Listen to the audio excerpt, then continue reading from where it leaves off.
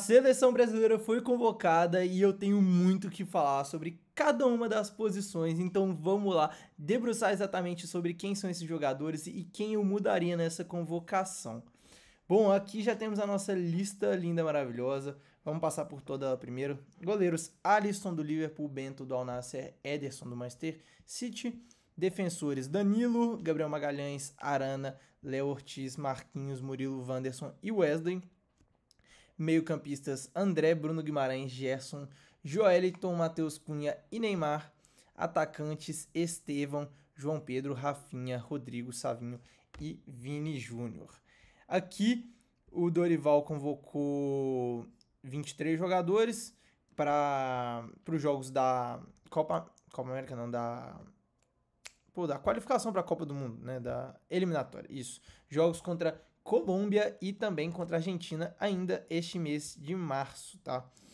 A gente tem bastante coisa legal para comentar. Primeiro, uma convocação com 7 jogadores do Brasil e o time que mais jogadores convocados teve foi o Flamengo. Não foi Real Madrid, não foi Barcelona, foi o Flamengo que teve 4 jogadores convocados, outros times tiveram 2, que foi City, Real, Mônaco e Wolverhampton, exatamente, que foi, no caso, o André e o Matheus Cunha.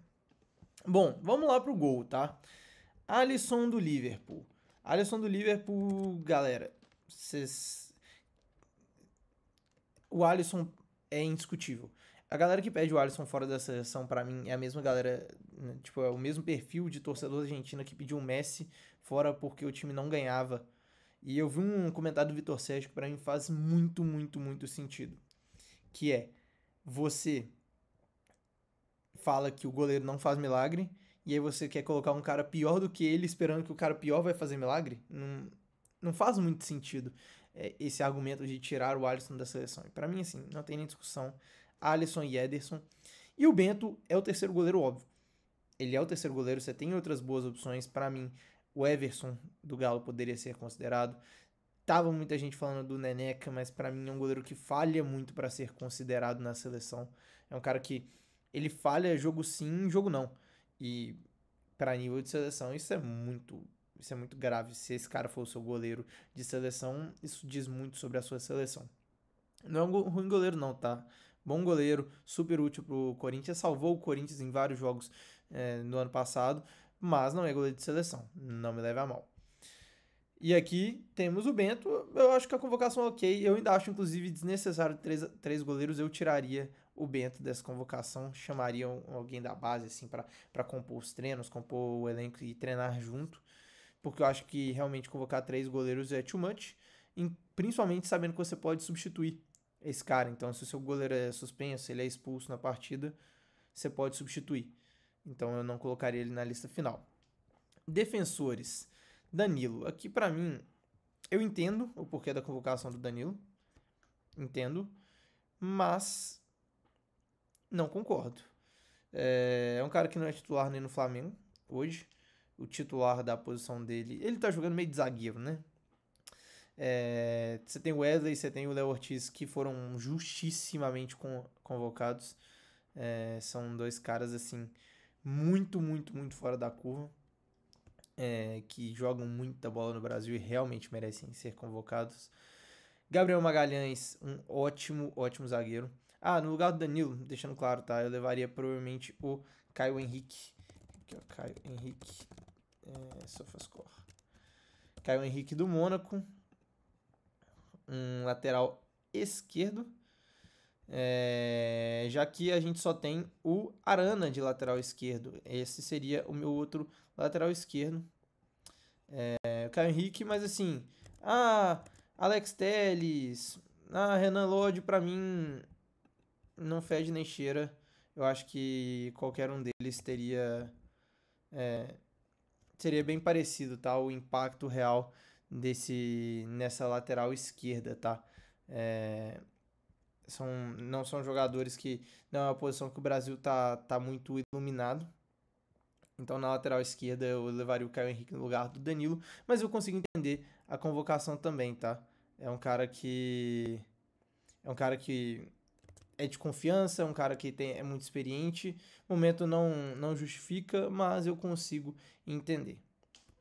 Vemos aqui para o meio de campo. Aí eu acho que já começa a ficar um pouco mais polêmico. Porque o problema da seleção brasileira para mim está exatamente no meio de campo. O nível de opções que o Brasil tem no meio de campo não é nem perto do nível que o Brasil tem nas outras posições. Enquanto o Brasil está lotado, eu digo, de jogadores de primeira prateleira do futebol mundial em todas as outras posições, né? Então você tem no gol, você tem 2 dos 6 melhores goleiros do mundo. Na defesa, você tem Militão, você tem Bremer, você tem Marquinhos, você tem Murilo, você tem Gabriel Magalhães, você tem, assim, rápido, 5 zagueiros de altíssimo nível. Lateral tá abaixo.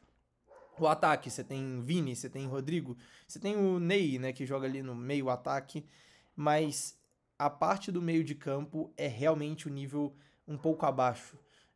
Desde a saída do Casemiro, né, e da queda de nível técnico dele, o Brasil não tem mais um jogador desses dois, dessa dupla de meio de campo, que é de nível primeira prateleira mundial. Você tem o Gerson, que joga bem na seleção e que é um dos grandes jogadores do futebol brasileiro hoje, mas você não tem nenhum jogador de primeira prateleira.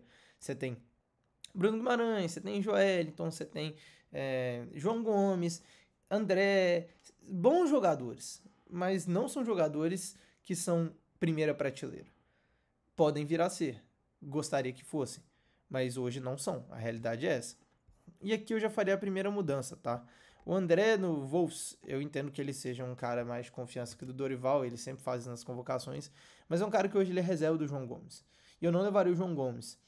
2 jogadores que para mim eu consideraria levar são esses aqui, ó, Andrei Santos, Sofascore, e o nosso grandíssimo Ederson Sofascore, que são 2 jogadores que estão em um momento melhor do que o momento do André e seriam bons jogadores para esta convocação, na minha opinião. São jogadores que eu acho hoje que tem um nível melhor do que o André, um momento no mínimo melhor do que o André, e eu acho que é um momento também de dar a chance para eles. O André não veio sendo testado e o Ederson também não ter chance em nenhuma convocação. Quando você vê rotação em outras posições, um ataque que já é estacado, tendo opções de Igor Jesus e Luiz Henrique, que fizeram boa temporada no ano passado, mas não dá para você falar que esses caras têm nível para ser titular de seleção, já que, né, o titular da seleção hoje é tipo Vini Júnior e Rafinha. Então aqui você tem o Ederson e se você tem o Andrei Santos, que para mim poderiam ter espaço.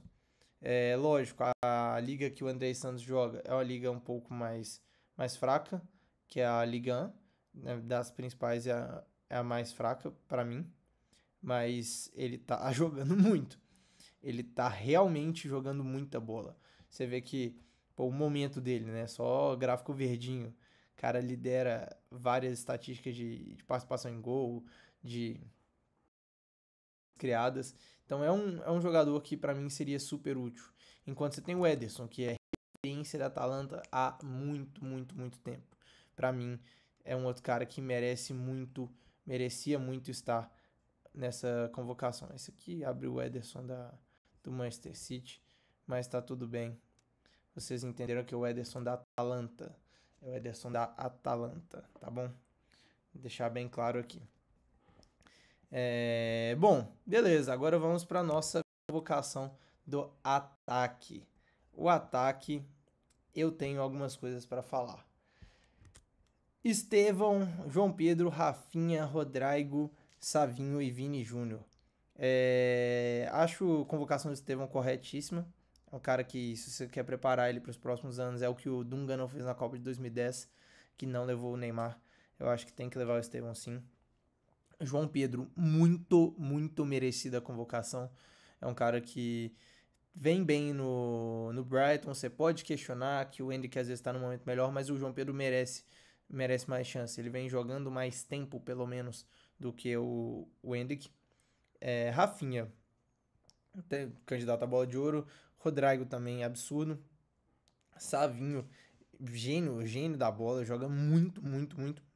E Vini, acho que aí tá perfeito, tá? A única peça que você pode questionar um pouco aí é o João Pedro e pedir ou o Endrick ou o Marcos Leonardo, que são dois jogadores que para mim poderiam ter aparecido aí. Se tivessem aí não seria nenhum absurdo, né? Falar que o João Pedro ficou de fora pro Endrick, o Marcos Leonardo, eu não acharia nenhum absurdo. Apesar de eu achar que o João Pedro sim merece essa oportunidade, tá?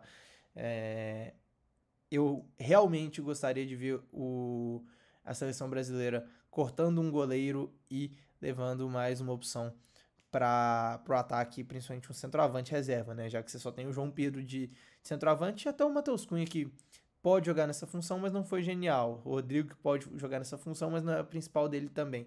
Então, assim, eu levaria o Marcos Leonardo principalmente, um cara que tá sobrando, sobrando, sobrando lá no Al-Ahly. E para mim, é um cara que merece sim essa oportunidade.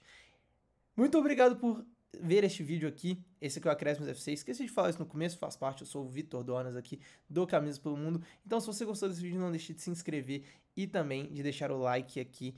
Comenta aqui quem você mudaria nessa convocação e tamo junto. É nóis.